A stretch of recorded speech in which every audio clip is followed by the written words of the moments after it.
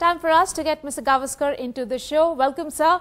Well, my first question would be, did Cheteshwar Pujara today and even yesterday remind you of your playing days?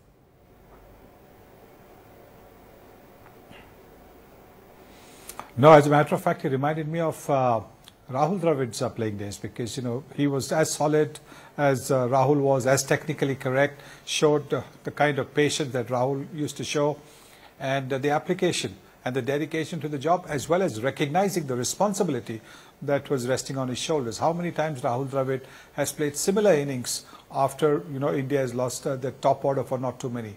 So it was pretty much a Rahul Dravid kind of innings. I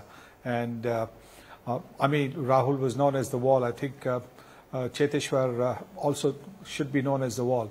Though I would like him to convert the many 80s and 90s that he gets into a three-figure innings.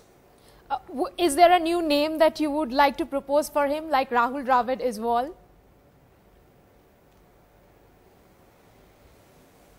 Well, I think because we are now more into the Hindi age, I think I would like to call him Diwar.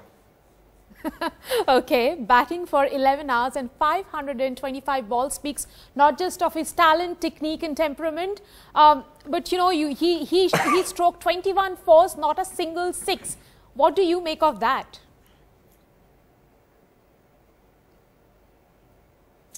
Well, I think he realized that looking to play the big shots was going to be a bit of a risk.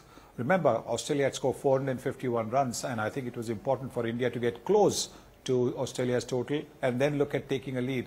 And that's exactly what he and Wriddhiman Saha did. Saha, of course, is a natural player of the lofted shot. We've seen him in limited overs cricket. For Cheteshwar Pujara, the lofted shot doesn't come easy, mainly because I think of the grip that he has. But he's got such a fantastic range of shots, because if you have a look at his scoring chart, he scored runs all over the dial, and therefore he was able to keep the scoreboard ticking. Right, he has scored 3 double tons. Where would you place this with respect to the others? I think under the circumstances where the opposition had scored 450, I think this has got to be perhaps his best double hundred. But of course, really, I think it is for him to decide. But in the context of the game, the situation that India found itself in, I would think that, and I've seen all the 3 double hundreds, I think this was his best. Pujara has almost scored about 2,000 runs this first-class season. What really has changed in his batting? Is there a change that you're noticing now? Well, for starters, I think, you know, he has now, since Sanjay Bangar has come on the scene as the batting coach, he's narrowed his stance. Earlier on, both he and Virat Kohli had this wide open stance, which I thought was restricting them. If the ball was banged in short, they were not able to quickly transfer their weight. The balance was not quite right.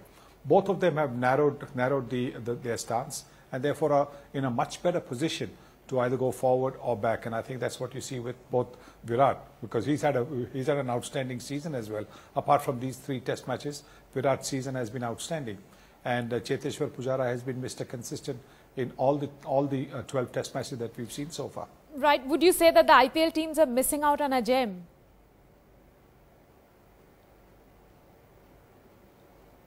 Oh, well, if you have a look at some of the players who've got a contract, you know, and if Cheteshwar Pujara is not getting a contract, it's one of the biggest travesties that you can think about.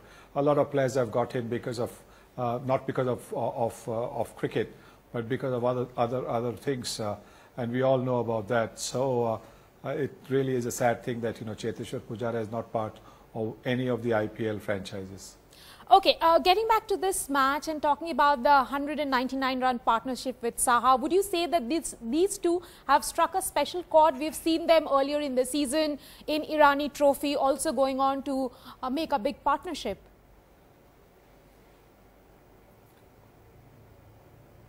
Yes, I think they seem to have a very good understanding, and an understanding of each other's game, not just their own game, but also of each other's game.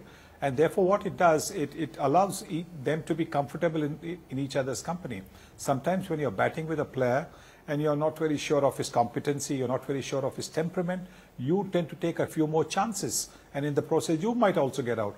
But that didn't quite happen. That doesn't happen with both these guys because they know each other's game so well.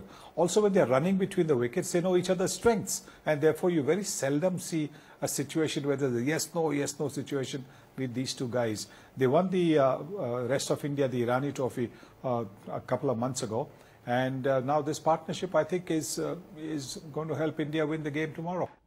Mr. Gavaskar, Saha has also been sensational. He now has as many hundreds as Dhoni in less than a third of the tests.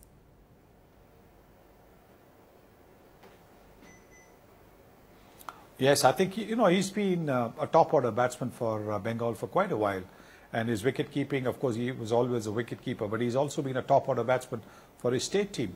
So his batting abilities are as good as his wicket keeping abilities, and that was seen today.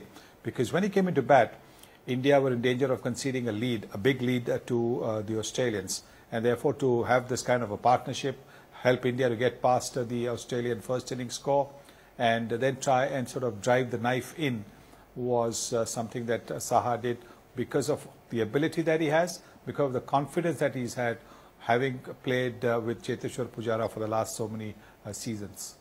Mr. Gavaskar, we are running out of time, but before we end this discussion, let me ask you, the last time Australians bowled more than 200 overs was in 1994 and the result was a draw against South Africa. Where do you see this match going? Is India going to win tomorrow? Well, India's got a very good chance to win. Cricket, of course, nobody can say anything, but I think the most important thing for India to win this test match is to get the wicket of Steve Smith, because he's been a thorn in their sides for the last 2 out of the 3 test matches that we've seen so far. He got a very good 100 in the first innings. There's also Matt Renshaw, who's batting at the other end.